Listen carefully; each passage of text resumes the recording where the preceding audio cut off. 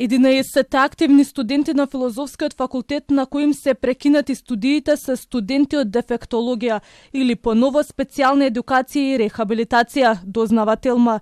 Тие биле запишани на мастер и на докторски студии пред околу 2 години, а сега со одлука на просветен инспекторат студирањето им е поништено.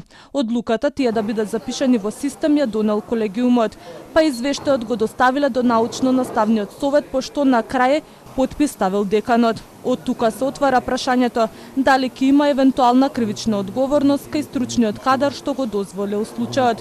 Според Министерката за образование и наука, тоа ќе го утврдуваат надлежните служби. Би сакала да верувам дека ова е изолиран случај и дека не е тенденциозно направен, но токму поради тоа другите институции ќе си го кажат зборот и како ќе утврдат тие, така и ќе биде.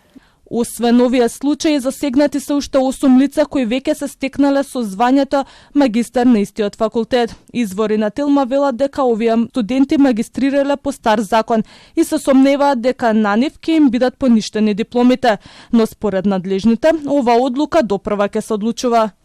Јас вчера реков дека се уште го чекам извештајот, но доколку се поништи уписот, следи и поништување на дипломите. Според надлежните, првичните неправилности датираат од 2019 година, веднаш по законските измени од 2018 година.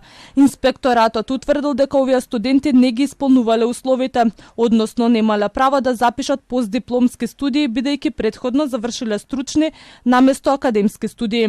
Извори за Телма тврдат дека вакви пропусти може би постоеле на други факултети. Дел од академската јавност дополнително отвара сомнежи дека овој случај се поврзува и со изборот на ректор на УКИМ кој ќе биде наредната недела. Во трка се двајца кандидати, актуелната ректорка Билјана Ангелова и Дарко Данев, редовен професор на Машинскиот факултет во Скопје.